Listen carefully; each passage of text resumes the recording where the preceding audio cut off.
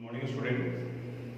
पिछले क्लास में हम लोग बायोमॉलिक्यूल्स में ग्लूकोज और फ्रुक्टोज का स्ट्रक्चर कंप्लीट किए थे और पहले ही बताया था कि ये पार्ट कंसेप्चुअल पोर्शन है, यानी ये जब आपको समझ में आएगा तभी आप बना पाओगे, रटना नहीं है इसको, क्योंकि रट करके आप स्ट्रक्चर नहीं बना सकते हैं तो फिर कंफ्यूजन हो जाएगा, कहीं ना कहीं मिस्टेक हो जाएगा। ये समझना है, ये याद रखना है सिर्फ कि किस जगह पर कौन सा ग्रुप लगा हुआ है। बाकी का ओपन स्ट्रक्चर जब बना है तो साइक्लिक स्ट्रक्चर में ऑक्साइड लिंकेज किस और किस कार्बन एटम के बीच में है। फ्यूरानोज या पायरानोज रिंग स्ट्रक्चर बना रहे हैं तो कहां पर ऑक्सीजन का प्रेजेंस होगा। इन सब बातों को ध्यान में रखना है।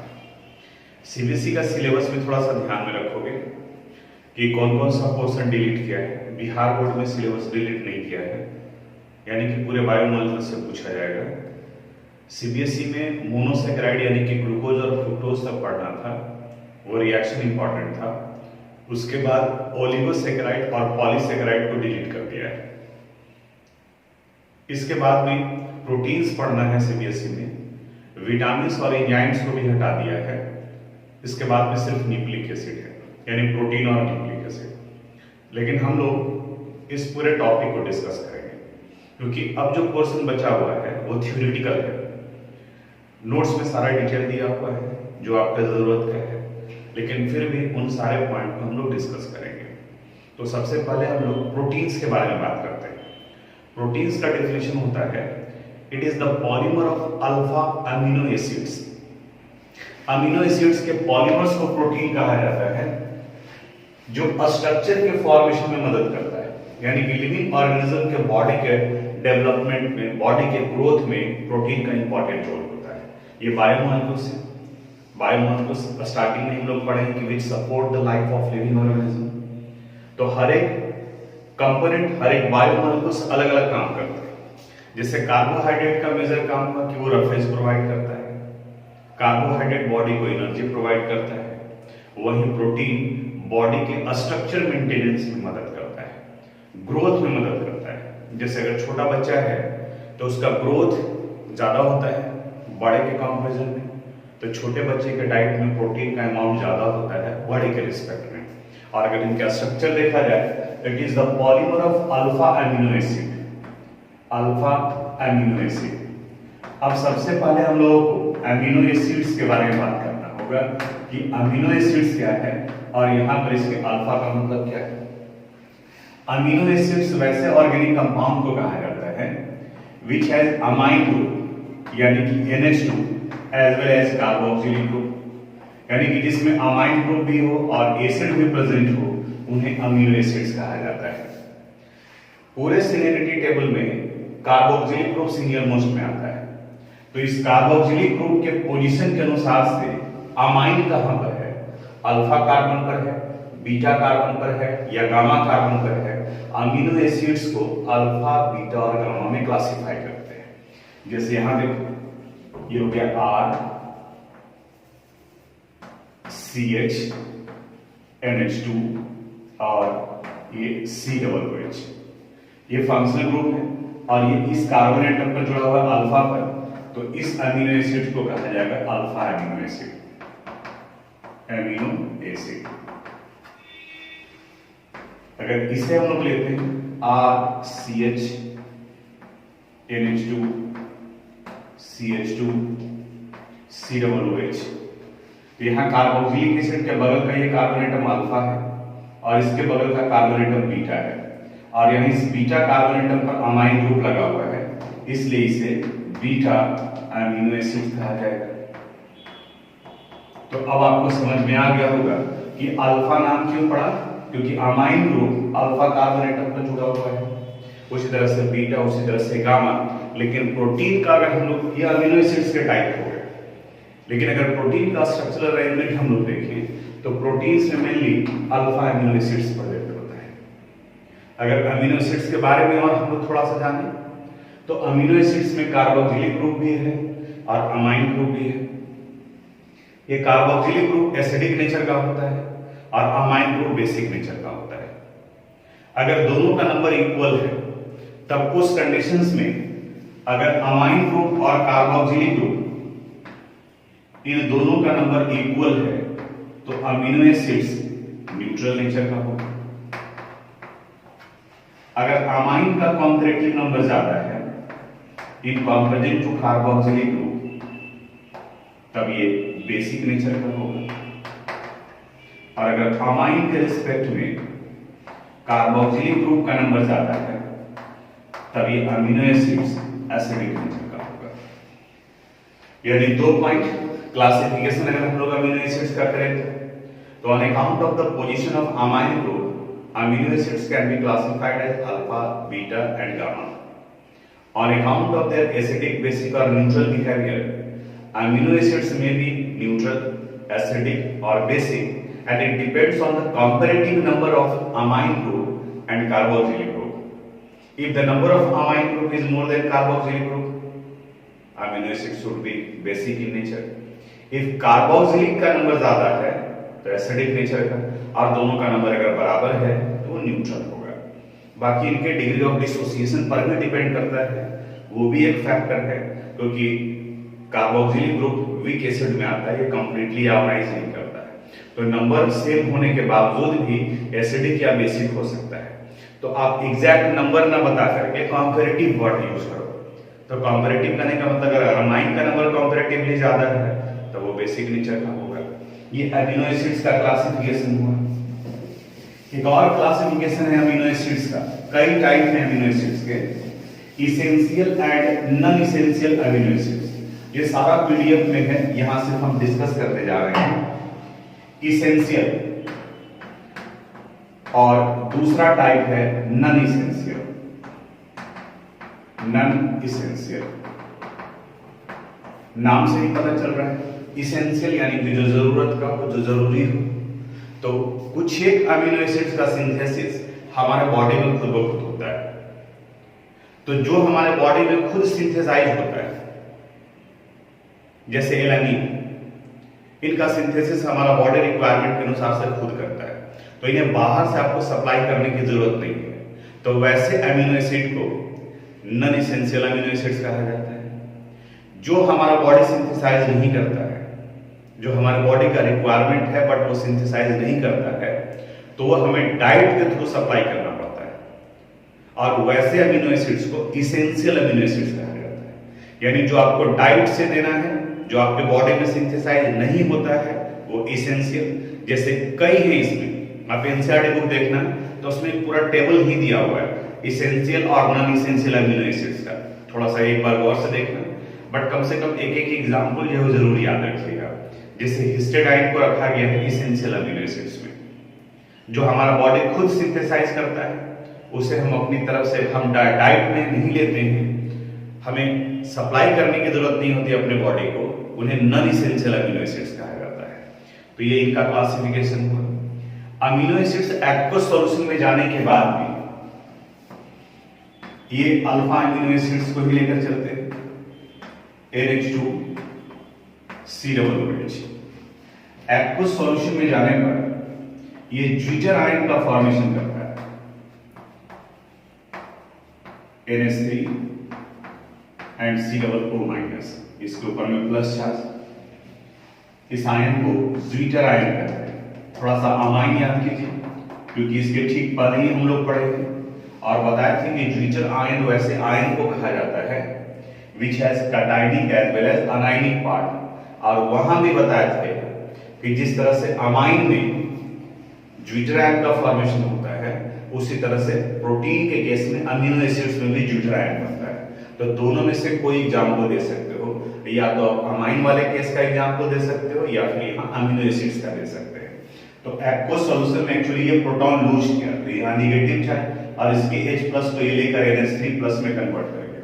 तो कटायनिक पार्ट भी है और अनायनिक पार्ट भी है, इसलिए इन्हें ज्विटर आयन कहा जाता है।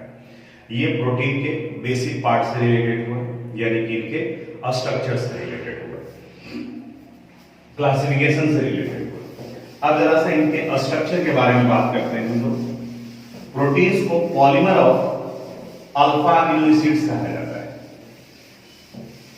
यहां तक जहां डिफिनेशंस वगैरह में जरूरत पड़ेगा जैसे अगर आप इसेंशियल और नॉन इसेंशियल अमीनो एसिड्स लिखे हैं, अल्फा बीटा गामा स्पेशली लिखे हैं, तो उस जगह पर आप स्ट्रक्चर लिखोगे। जहां पे ज्विटर आयन का टर्म लिखा हुआ है तो उस जगह पर अभी जो बोर्ड पर हम इक्वेशन लिखे हैं उसको आप नोट कर लीजिएगा। अब हम लोग थोड़ा सा प्रोटीन के स्ट्रक्चर के बारे में बात करते हैं। प्रोटीन पॉलीमर्स है अल्फा अमीनो एसिड्स का, यानी कई अमीनो एसिड्स एक दूसरे के साथ में जुड़े होंगे, वो पॉलीमेरिक चेन का फॉर्मेशन करेंगे। तो जब एक यूनिट दूसरे यूनिट के साथ जुड़ता है तो उनका वो लिंकेज इंपॉर्टेंट हो जाता है। जैसे आपका स्टार्च, सेलुलोज, कार्बोहाइड्रेट में पढ़े हम लोग, पिछले क्लास में डिस्कस किए हैं। द स्टार्च और सेलुलोज कई मोनोसेकेराइड यूनिट के कॉम्बिनेशन लाइक ग्लूकोज के कॉम्बिनेशन से बना है, और वहां पर एक ग्लूकोज यूनिट और दूसरा ग्लूकोज यूनिट एक दूसरे से ग्लाइकोसिडिक लिंकेज से जुड़ा होता है। उसी तरह से यहां पर अमीनो एसिड्स एक दूसरे के साथ में पेप्टाइड लिंकेज से जुड़े होते हैं। इस पेप्टाइड लिंकेज को हम लोग CONH से करते हैं, रिप्रेजेंट करते हैं।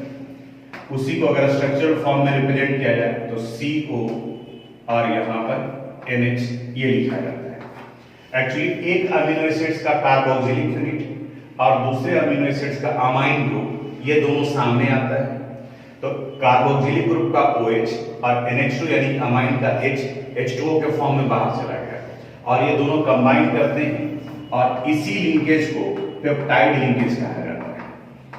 तो तीन इंपॉर्टेंट लिंकेज है, ग्लाइकोसिडिक लिंकेज, पेप्टाइड लिंकेज, और एक और आगे आएगा न्यूक्लिक एसिड जब हम लोग पढ़ेंगे तो फॉस्फोडाइस्टर लिंकेज आएगा। तो इन सबको याद रखना है। तो यहां पर अभी हम लोग डिस्कस किए कि दो अमीनो एसिड से एक दूसरे के साथ जुड़ा होता है पेप्टाइड लिंकेज के जरिए।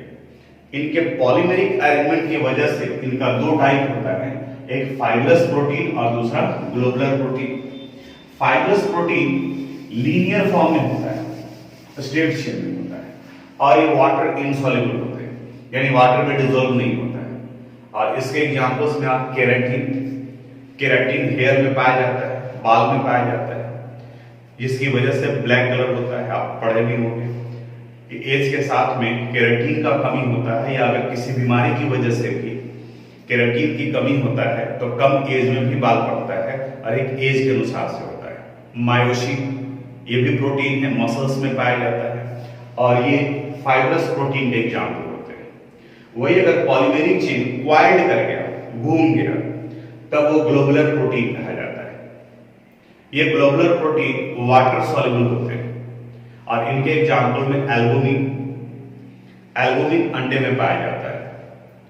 कच्चे अंडे को अगर तोड़ते हो तो जो येलो कलर का पार्ट होता है उसे योक कहा जाता है, और जो ट्रांसपेरेंट पानी के जैसा पार्ट होता है वो प्रोटीनस नेचर का होता है, वही प्रोटीन है। एक तरीके से मान के चलो कि वही एडिबल पार्ट है। येलो वाले को हटाकर फेंक देने के लिए कहा जाता है, और वो जो ट्रांसपेरेंट पानी के जैसा पार्ट लग रहा है, कच्चा अंडा अगर है तो वो एल्बुमिन होता है, वो वाटर सॉल्युबल नेचर का होता है। वो इनके स्ट्रक्चर से रिलेटेड हुए। स्ट्रक्चर में एनसीईआरटी बुक आप देखोगे तो वहां पर primary, secondary, tertiary and quaternary structure of protein दिया हुआ है। बस एक बार में सिर्फ सिंपल रीडिंग डाल देना, क्वेश्चन उन सब से बहुत ज्यादा डिटेल से नहीं होता है। अगर लीनियर चेन के फॉर्म में रहा तब इन्हें प्राइमरी कहा जाता है। अगर ये पॉलीमेरिक चेन क्वाइल्ड कर गया तब इन्हें सेकेंडरी कहा जाता है। अगर ये बेंड कर गया इस तरीके से तब इन्हें टर्शियरी कहा जाता है। और अगर ये कई ग्रुप में इस तरीके से जुड़े हुए हो तो इन्हें क्वाटरनरी स्ट्रक्चर ऑफ प्रोटीन कहा जाता है। यानी ये प्राइमरी स्ट्रक्चर है जिसमें पॉलीमेरिक चेन के फॉर्म में होता है। अगर ये बेंड कर गया तो इन्हें कहा जाता है सेकेंडरी स्ट्रक्चर ऑफ प्रोटीन। अगर ये क्वाइल्ड फॉर्म में चले आए तो इन्हें कहा जाता है टर्शियरी स्ट्रक्चर ऑफ प्रोटीन, और इन्हें क्वाटरनरी स्ट्रक्चर ऑफ प्रोटीन कहा जाता है। इन सब के बीच में हाइड्रोजन बॉन्डिंग प्रेजेंट होता है। इन्हीं प्रोटीन के स्ट्रक्चर में डीनेचुरेशन आता है, जिसके लिए टर्म कहा जाता है डीनेचुरेशन ऑफ प्रोटीन। यानी अगर आप प्रोटीन का पीएच चेंज करते हैं, टेम्परेचर चेंज करते हैं, तो उनके बॉन्ड डिस्टर्ब होते हैं और वो एक नए फिजिकल स्टेट को एक्वायर कर लेता है। उनका प्रॉपर्टीज भी वेरी करता है and it is called denaturation of protein. इसके एग्जांपल में आता है, जैसे अभी हम लोग एल्बुमिन के बारे में बात की। कच्चे अंडे को जब हम लोग बॉयल करते हैं तो जो एल्बुमिन ट्रांसपेरेंट लिक्विड फॉर्म में था, बॉयल करने के बाद में डीनेचुरेशन की वजह से वो सॉलिडिफाई कर जाता है, यानी टेम्परेचर चेंज किया यहां पर। अगर आप दूध की बात करते हैं, मिल्क की बात करते हैं, वहां पर आप थोड़ा सा दही डालते हो, जोरन जिसको कहा जाता है, तो पूरा का पूरा दूध जो है दही में कन्वर्ट कर जाता है।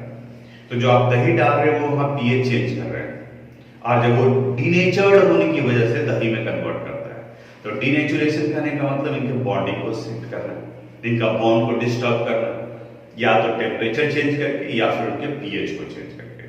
ये इतना कुछ प्रोटीन से रिलेटेड था। जो जो प्रोटीन का इंपॉर्टेंट पार्ट है वो आपको पीडीएफ में हम दे रहे हैं, यानी कि वो रिटेन फॉर्म में दे रहे हैं, उसको आप कॉपी में अच्छे से नोट कर लीजिएगा। टाइम है आपके पास में तो आप बुक एक बार रिटेन डाल लीजिएगा। तो प्रोटीन यहाँ पर कंप्लीट हो गया। नेक्स्ट इंपॉर्टेंट बायोमॉलिक्यूल्स की तरफ में बढ़ते हैं, एंड न्यूक्लिक एसिड। और दो इंपॉर्टेंट न्यूक्लिक एसिड पढ़ रहे हैं हम लोग, एक डीएनए और दूसरा RNA. Deoxyribose nucleic acid and ribose nucleic acid. Nucleic acids को पॉलीन्यूक्लियोटाइड्स कहा जाता है, यानी कि न्यूक्लियोटाइड्स के आगे में पॉलीवर्ड बन गया। तो दूसरे वे में आप कह सकते हो कि nucleic acids are polymer of nucleotides. अब ये न्यूक्लियोटाइड्स क्या है वो यहां पर ये दोनों पॉइंट में क्लियर हो। बेस और शुगर ये कंबाइन कर न्यूक्लियोसाइड का फॉर्मेशन करते हैं।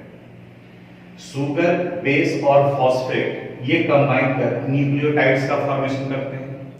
और बहुत सारे ये न्यूक्लियोटाइड्स यूनिट कंबाइन कर, यानी जिसमें शुगर भी होगा, प्यूरिन एंड पैरिमिडिन बेस होगा और फॉस्फेट लिंकेज होंगे, जिन्हें फॉस्फोडाइस्टर लिंकेज कहा जाता है। ये न्यूक्लियोटाइड्स का फॉर्मेशन करते हैं और ये फॉस्फोडाइस्टर लिंकेज से मिलकर पॉलीन्यूक्लियोटाइड्स यानी कि डीएनए और आरएनए का फॉर्मेशन करते हैं। इनके स्ट्रक्चर को थोड़ा ध्यान से समझो। यहां पर आप देखिए, इसमें बताया गया है, पहले यहां डीएनए आरएनए कुछ नहीं है, ये तीन इंपॉर्टेंट पार्ट हैं जो डीएनए और आरएनए का फॉर्मेशन करते हैं। प्यूरिन और पाइरिमिडिन ये दो बेस है जो डीएनए में भी पाया जाता है और आरएनए में भी पाया जाता है। प्यूरिन के बेस में एडेनिन और गुआनिन होता है। पीडीएफ में पूरे डिटेल से लिखा हुआ है, यहां हम शॉर्ट में लिख रहे हैं, A for adenine and G for guanine. तो ये एडेनिन और गुआनिन होता है। और पाइरिमिडिन बेस में साइटोसिन, थाइमिन और यूरासिल होता है। अब किसी भी डीएनए हो या आरएनए हो तो ये एडेनिन और गुआनिन तो रहेगा ही रहेगा, साइटोसिन भी रहेगा, एक में थाइमिन होता है और दूसरे में यूरासिल होता है। वो यहां देखो, शुगर दो होगा, एक राइबोज शुगर होता है, दूसरा डीऑक्सीराइबोज शुगर होता है। डीऑक्सी बोर्ड लगा है, एक्चुअली सेकंड कार्बन एटम से एक ऑक्सीजन एटम को रिमूव कर दिया जाता है। इनके स्ट्रक्चर को देखोगे आप, बुक में दिया हुआ है, हम नहीं लिखे हैं क्योंकि एग्जामिनेशन में वो पूछा वगैरह नहीं गया है। अगर आपको जरूरत लगे तो आप नोट कर सकते हैं उसको। तो 2 डीऑक्सी बोर्ड यूज किया गया है क्योंकि सेकंड कार्बन एटम से ऑक्सीजन को रिमूव किया गया है, इसलिए डीऑक्सी हो गया। तो आरएनए के केस में राइबोज शुगर होता है और डीएनए के केस में डीऑक्सीराइबोज शुगर होता है। ये यहां पर डिफरेंस हो गया। एडेनिन, गुआनिन और साइटोसिन डीएनए में भी पाया जाता है और आरएनए में भी पाया जाता है। यहां भी एडेनिन, गुआनिन, साइटोसिन है, आरएनए में भी एडेनिन, गुआनिन और साइटोसिन है। डिफरेंस कहां पर है? तो डीएनए में थाइमिन होता है और आरएनए में यूरासिल होता है। और यही बहुत इंपॉर्टेंट क्वेश्चन है, कई बार में पूछा गया है।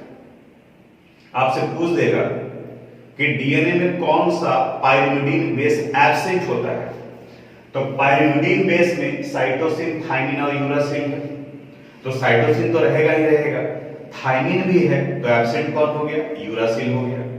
वही कर सकता है कि कौन से पाइरिमिडिन बेस होते हैं, तो साइटोसिन और थाइमिन होता है, यूरासिल नहीं पाया जाता है। ये आपको याद रखना होगा। यही शुगर कंबाइन कर यहां पर न्यूक्लियोटाइड्स का फॉर्मेशन करते हैं और एक न्यूक्लियोटाइड्स दूसरे न्यूक्लियोटाइड्स के साथ में जुड़ा होता है फॉस्फोडाइस्टर लिंकेज के द्वारा। अब इसके बाद में डीएनए और आरएनए के स्ट्रक्चर बिल्कुल एकदम सिंपल, जो आप अंडर 10th क्लास में पढ़े हैं, बस उतने ही को ध्यान में रखो। जैसे डीएनए के बारे में डबल हेलिक्स स्ट्रक्चर बताया गया है कि अगर एक का पता है आपको तो दूसरे का सीक्वेंस भी निकाल सकते हैं। एडेनिन गुआनिन के साथ में जुड़ा होता है, साइटोसिन थाइमिन के साथ में जुड़ा होता है। तो अगर एक का सीक्वेंस पता है तो दूसरे का निकाल सकते हैं। मैसेंजर आरएनए क्या है, आरआरएनए क्या है, बस एकदम अंडर 10 तक का, बहुत ज्यादा नहीं। तब तो फिर बाकी वो जो बायो के स्टूडेंट्स है उनका वो पोर्शन हो गया। जो बायो के स्टूडेंट्स है उनके लिए तो ये बायोमॉलिक्यूल चैप्टर है जो गिफ्ट होता है, सिर्फ आपको कंपोजिशन के ऊपर में ध्यान देना है। तो न्यूक्लिक एसिड में इतना ही, सीबीएसई स्टूडेंट्स के लिए इतना ही तक पढ़ना था। लेकिन बिहार बोर्ड में दो और टॉपिक भी है, एक विटामिन्स और एंजाइम्स, उसके बारे में भी थोड़ा सा डिस्कस करते हैं। नेक्स्ट बायोमॉलिक्यूल्स की तरफ बढ़ते हैं। ये विटामिन्स है। विटामिन्स को माइक्रो न्यूट्रिएंट्स कहा जाता है।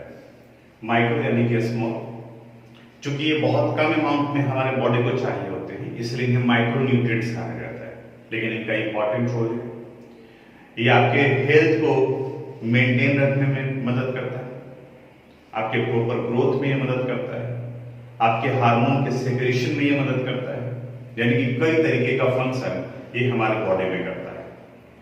विटामिन्स का क्लासिफिकेशन इनके सॉल्युबिलिटी के अनुसार से किया गया है। एक फैट सॉल्युबल है, दूसरा वाटर सॉल्युबल है। वाटर सॉल्युबल को याद रखो, वाटर सॉल्युबल में विटामिन बी एंड सी आते हैं।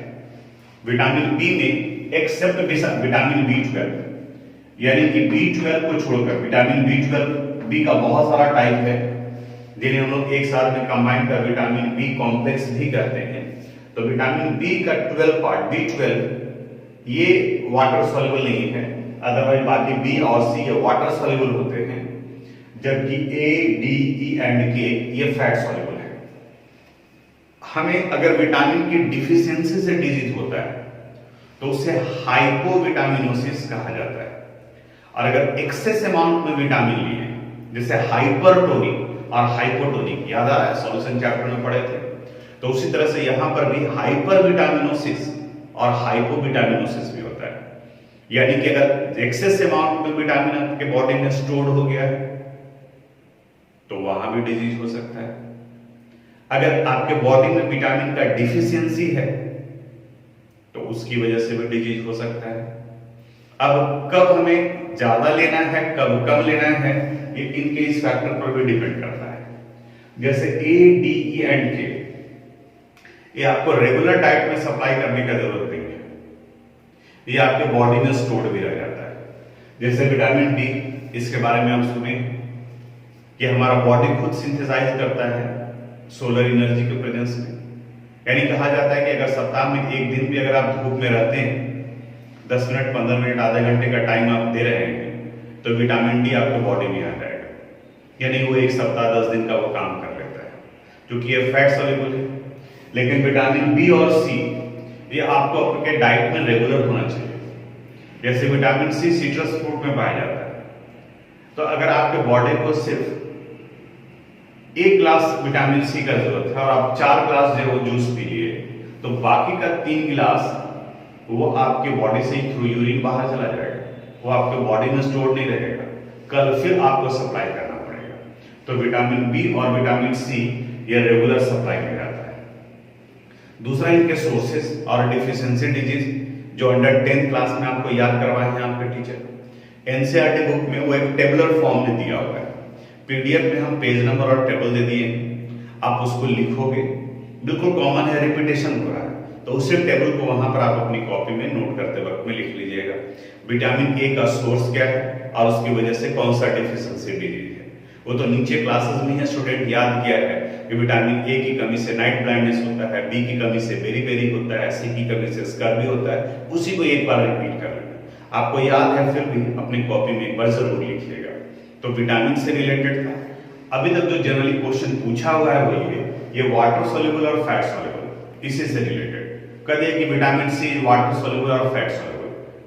तो ये आपके ऊपर डिपेंड करता है कि आप इसको कैसे याद करते हैं। हम बताएं कि जो वाटर सॉल्युबल है सिर्फ उसको याद रखो कि B and C water soluble है, तो इसके अलावा बाकी का जो दिया हुआ है वो फैट सॉल्युबल हो जाएगा, वो वाटर इनसॉल्युबल होगा, वो आपके बॉडी में स्टोर्ड रहेगा, लेकिन ये आपके बॉडी में स्टोर्ड नहीं रह सकता है। इसके बाद का एक और टॉपिक है एंजाइम्स। ये एंजाइम्स ऑलरेडी हम लोग सरफेस केमिस्ट्री में पढ़ चुके हैं। Enzymes are biological catalyst which catalyze the various biochemical reaction that take place inside the body of living organism. Enzymes biochemical reaction को कैटलाइज करने का काम करता है, इसलिए इसे बायोकैटलिस्ट भी कहा जाता है। It is highly specific in nature. सारा कैरेक्टरिस्टिक्स हम लोग सरफेस केमिस्ट्री वाले पार्ट में पढ़े हैं। इसके मैकेनिज्म को भी हम लोग पढ़े हैं कि एंजाइम सबस्ट्रेट के साथ कंबाइन कर एंजाइम सबस्ट्रेट कॉम्प्लेक्स का फॉर्मेशन करता है, फिर वो एंजाइम प्रोडक्ट एसोसिएशन में कन्वर्ट करता है और फिर वो ब्रेक करता है एंजाइम और प्रोडक्ट में। यानी कि इस तरीके से वहां का ये पार्ट रिपीट हो रहा है। तो ये इतना कुछ इस बायोमॉलिक्यूल चैप्टर में था। जिस तरीके से वीडियो में हम जिस पॉइंट पर ज्यादा फोकस किए हैं, आप याद करते वक्त में भी, रिवीजन करते वक्त में भी उस पॉइंट पर ज्यादा फोकस करोगे। आसान सा चैप्टर है, स्कोर कर सकते हैं आप यहाँ से।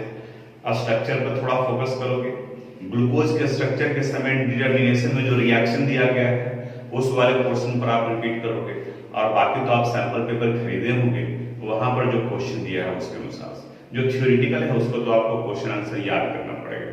तो एक बार में क्वेश्चन आंसर आप पढ़े रहेंगे तो फिर उसका आंसर कर सकते हैं। तो आज यहीं तक। अगले क्लास में हम लोग एक नया चैप्टर स्टार्ट करेंगे। Thank you.